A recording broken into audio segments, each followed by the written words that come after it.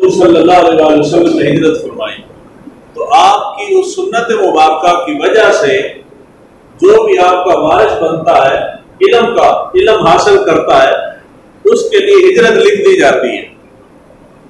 وہ کبھی بھی ایک جگہ پہ بیٹھ کے کام کرنے کے اسے مواقع بہت ہی کم ملتے ہیں.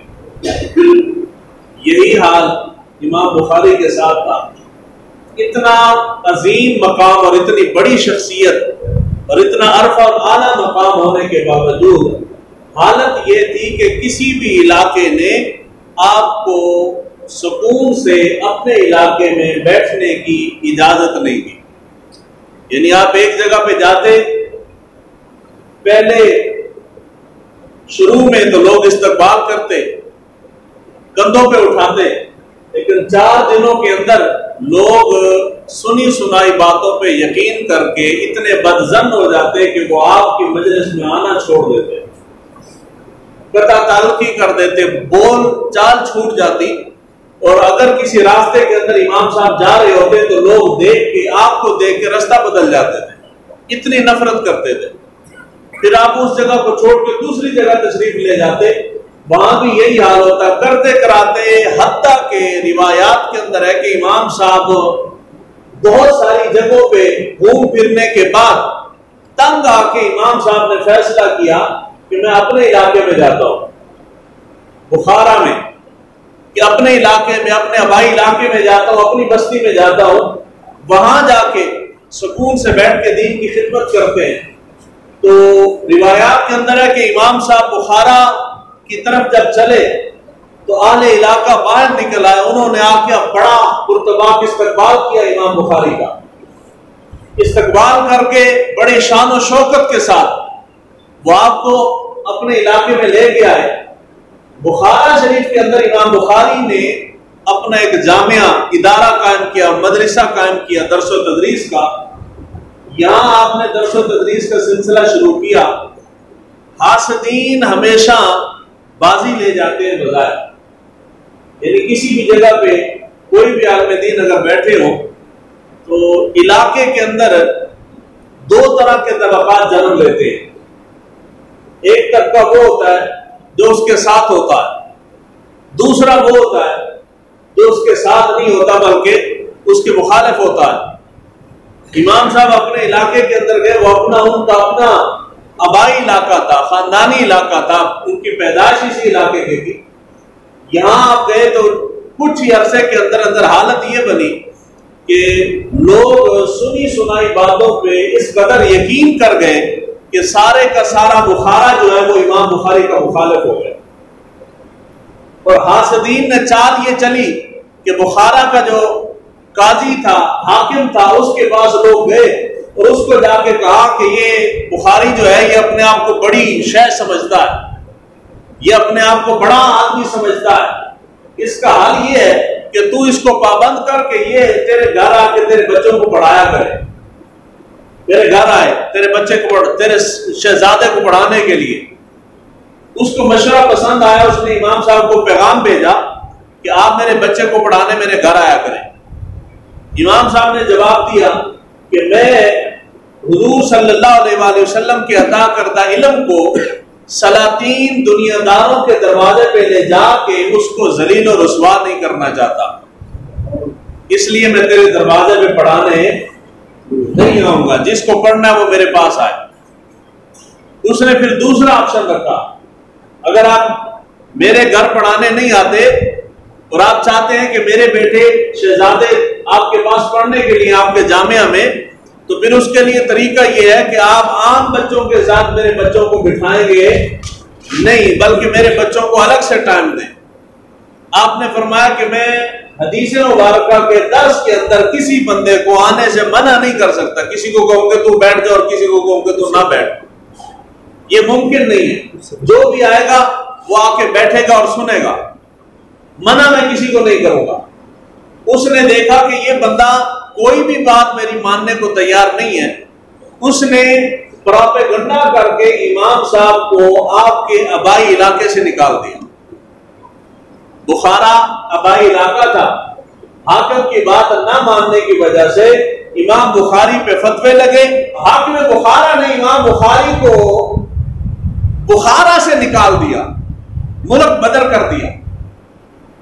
اب یہ یہاں حدیث مبارکہ ہے، میں نے حدیث مبارکہ بہت پہلے پڑھی تھی لیکن مجھے کوئی بات سمجھ نہیں آتی تھی۔ میں نے امام بخاری کے حالات پڑھے تو فوراً میرے ذہن میں حضور صلی اللہ علیہ وآلہ وسلم کا یہ فرمان آیا، دنیا دائیں سے بائیں ہو سکتی ہے، میرے نبی کا فرمان جھوٹا نہیں ہو سکتا۔ جو حضور نے فرما دیا وہ حرف آخر ہے، وہ ہو کے رہے گا، کوئی مانے نہ مانے، کسی کو شعور آئے نہ آئے، جو حضور صلی اللہ علیہ وآلہ وسلم کی زبان اقدس سے الفاظ نکلے ہیں وہ دائیں سے بائیں نہیں ہو سکتے۔ المعجم الصغیر کے اندر حدیث مبارکہ ہے، حضور نبی اکرم صلی اللہ علیہ وآلہ وسلم کی ارشاد گرامی ہے، فرمایا کہ تم 5 میں سے 4 بننا، 5ویں نہ بننا، 5 میں سے 4 بننا، 5ویں کبھی نہ بننا۔ صحابہ نے عرض کی یا رسول اللہ وہ کون سے 4 اور کون سے 5؟ حضور صلی اللہ علیہ وآلہ وسلم نے ارشاد فرمایا کہ اگر تم بھلائی چاہتے ہو تو تمہارے لیے سب سے بہتر یہ ہے کہ تم عالم دین بنو۔ کیا بنو؟ بڑھنا نصیب کی گل ہے، قسمت نال ہوتا ہے، ہر بندے دے پاس روگ نہیں ہے۔ تو حضور صلی اللہ علیہ وآلہ وسلم نے فرمایا کہ پہلا یہ ہے کہ تم عالم دین بنو۔ اگر عالم دین نہیں بن سکتے یہ رب کی توفیق اور عطا سے ہوتا ہے، اگر عالم دین نہیں بن سکے تو تمہارے لیے دوسرا آپشن یہ ہے کہ تم طالب علم بنو، دین کو سیکھنے والے بنو۔ اس کی کوئی عمر نہیں ہے، بندہ ساری زندگی سیکھتا رہتا ہے۔ یا عالم دین بنو، عالم دین نہیں بن سکتے تو طالب علم بنو، اگر طالب علم نہیں بن سکتے تو ان کے ساتھ علماء کے ساتھ تعاون کرنے والے بنو، اگر تعاون کرنے والے بھی نہیں بن سکتے تو ان کے ساتھ محبت کرنے والے بنو، اور اگر تم محبت کرنے والے بھی نہیں بن سکتے تو پھر 5واں کبھی نہ بننا، 5ویں شے نہیں بننا، پھر کبھی نہیں بننی۔ تو صحابہ نے کہا یا رسول اللہ وہ 5واں کون ہے؟ حضور صلی اللہ علیہ وآلہ وسلم نے فرمایا علماء سے بغض رکھنے والا۔ جس نے علماء سے بغض رکھا اللہ تعالیٰ اس کو تباہ برباد کر دے گا، ہلاک کر دے گا۔ المعجم الصغیر کی حدیث مبارکہ ہے اور حدیث کا نمبر ہے 786۔ میری بات پہ یقین نہ ہے تو آپ سرچ کر سکتے ہیں، دیکھ سکتے ہیں، یہ المعجم الکبیر کے اندر بھی موجود ہے۔ جو اہل علم سے بغض رکھتا ہے، علماء سے بغض رکھتا ہے، اللہ تعالیٰ اس کو کیا کرتا ہے؟ ذلیل و رسوا کر دیتا ہے۔ اور یہ میری آنکھوں دیکھا حال ہے، آنکھوں دیکھا۔ وہ میرا دوست تھا، ایک دن بیٹھے ایسے تو اہل سنت ہی کی ایک جماعت سے اس کا تعلق تھا، دوسری جماعت کے ایک بڑے نامور عالم دین ہیں پاکستان کے، اللہ تعالیٰ ان کے اوپر دراز فرمائے۔ نام میں نہیں لیتا کیونکہ آپ میں سے بھی بہت سارے ہوں گے جو ایک کو مانتے ہوں گے، دوسرے کو نہیں مانتے ہوں گے، تو آپ نے پھر طرح طرح کی کہانیاں بنانی، اس لیے خاموشی میں بہتری ہے۔ بہت بڑے عالم دین ہیں اور میرے استاد بھی ہیں حدیث شریف کے۔ مسجد کے اندر بیٹھے تھے، وہ بیٹھ کے کافی دیر لگا رہا ان کے خلاف، باتیں کرتا رہا کہ جی وہ بندہ فلاں اس طرح ہے، وہ اس طرح ہے، یہ ہے وہ ہے، اس کے اندر فلاں خرابی فلاں خرابی فلاں۔ اب میرا استاد ہے، میں بیٹھا تھا چپ کر کے سنتا رہا۔ جس کو منع کریں وہ سمجھتا ہے کہ اس کا اس کے ساتھ تعلق ہے، یا یہ اس کی جماعت کا ہے، یا یہ اس کی تحریک کا ہے، اس لیے منع کر رہا۔ اب میرے سامنے آپ کوئی بندہ امیر المجاہدین خادم حسین رضوی رحمۃ اللہ تعالیٰ نے ان کے خلاف بات کرے، میرے استاد ہیں، باوجود اس کے کہ میں ان کی جماعت کا نہیں ہوں، صرف استاد اور شاگرد کا رشتہ ہے اور کوئی رشتہ نہیں، تو میں اگر منع کروں گا تو لوگ سمجھتے ہیں کہ یہ ان کی جماعت کا ہے یا یہ ان کی تحریک کا ہے، حالانکہ تحریک کا نہیں۔ تو وہ باتیں کر رہا تھا، میں بیٹھ کے چپ کر کے سنتا رہا۔ جب اس کا جوش ذرا ٹھنڈا ہوا نا تو میں نے کہا یار حضور پاک کی حدیث مبارکہ ہے کہ حضور صلی اللہ علیہ وآلہ وسلم نے فرمایا کہ جس نے علماء کی توہین کی، ان سے بغض رکھا، عناد رکھا، ان کے اوپر کیچڑ اچھالا، اللہ تعالیٰ ان کو ذلیل و رسوا کر دیتا ہے۔ تو وہ بات سن کے نا بڑا ہنسا، کہتا کہ آپ اس بندے کو عالم دین سمجھتے ہیں، آپ اس بندے کو عالم دین سمجھتے ہیں۔ میں چپ ہو گیا، یار اب اس کے آگے کیا کہوں گا، تجھے خود تو جاہل ہے، تجھے یہ بھی نہیں پتا کہ عالم دین کون ہوتا ہے کون نہیں ہوتا، خاموش ہو گیا۔ مسجد کے اندر بیٹھا ہوں، مغرب کے ٹائم یہ بات ہوئی، اگلے دن صبح کے وقت روتا ہوا بندہ واپس آیا، میں نے کہا کیا ہوا؟ کہتا جی ماں فوت ہو گئی۔ ماں ٹھیک ٹھاک تھی، ماں فوت ہو گئی۔ خیر جنازہ جنازہ پڑا، کل کا ختم ہوا، کلوں کے ختم کے بعد ایک دن بیٹھا، حادثہ ہوتا ہے نا دل نرم ہو جاتا ہے۔ 2-3 دن فوتگی کے 2-3 دن بعد میرے پاس بیٹھا تو میں نے اس کو کہا یار ایک بات کہوں اگر تو برا نہ مانے۔ کہتا جی بتائیں۔ میں نے کہا فلاں دن جب تو بیٹھا تھا نا، میں نے تجھے حضور کی حدیث مبارکہ سنائی تھی کہ اللہ تعالیٰ اس کو ذلیل و رسوا کر دیتا ہے جو علماء کے اوپر کیچڑ اچھالتا، انگلی اٹھاتا ہے۔ تو نے اس دن بات ٹھٹے مذاق میں اڑا دیے، تو نے اس بات کو سیریس نہیں لیا۔ جس دن تو نے بات کی ہے اس سے اگلے دن تیرے ساتھ یہ حادثہ ہوا۔ اب بتا، غور سے بیٹھ کے سر جھکا کے سوچتا رہا۔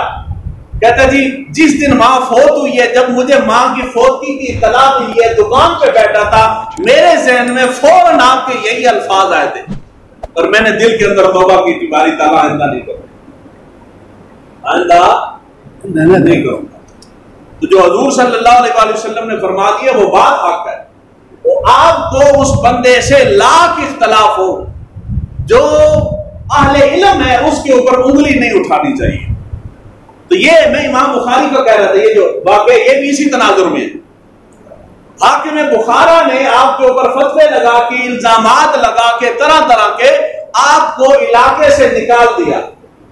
حاکم نے نکالا، نکالنے کے بعد روایات کے اندر ہے کہ 1 مہینہ بھی نہیں گزرا تھا، بادشاہ نے، خلیفہ نے اس حاکم کو، بخارا کے حاکم کو پکڑ کے معزول کر دیا، اور معزول یوں نہیں کیا بلکہ معزول اس طرح کیا کہ اس کا سر مڑوا کے، پورا چہرہ کالا کر کے، گدے پہ بٹھا کے پورے بخارے کے اندر گھمایا پھرایا گیا، گلیوں کے اندر۔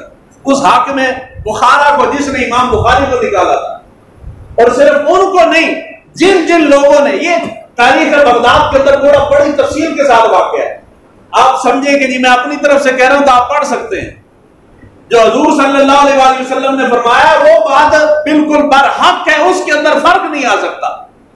جن جن لوگوں نے امام بخاری کے اوپر فتوے دیے تھے، جنہوں نے حسب کی بنا پہ بخارا کے حاکم کو غلط پٹیاں پڑھائی تھی جا کے، جو جو اس کے چمچے تھے، اسی 1 مہینے کے اندر اللہ تعالیٰ نے ان سب کو ہلاک کر دیا۔ صرف بخارا کا حاکم نہیں گیا، جو اس کے ساتھی تھے امام بخاری کے مخالف تھے، وہ بھی سارے کے سارے ہلاک ہوئے۔ تو حضور صلی اللہ علیہ وسلم کا فرمان حق ہے، یا تو عالم دین بنو، اگر عالم دین نہیں بن سکتے تو طالب علم بنو، اگر طالب علم نہیں بن سکتے تو ان کے ساتھ تعاون کرنے والے بنو، اگر تعاون کرنے والے نہیں بن سکتے تو ان کے ساتھ محبت کرنے والے بنو۔ ان چاروں میں سے کوئی ایک چیز بنو، 5ویں کبھی نہ بننا کہ ان کے ساتھ بغض اور حسد نہ رکھنا، ان کی دشمنی مول نہ لینا، کیونکہ اللہ تعالیٰ تمہیں تباہ و برباد کر دے۔ اللہ تعالیٰ حضور نبی اکرم صلی اللہ علیہ وسلم کے نالین پاک کے تصدق سے ہمیں علماء کا ادب کرنے والا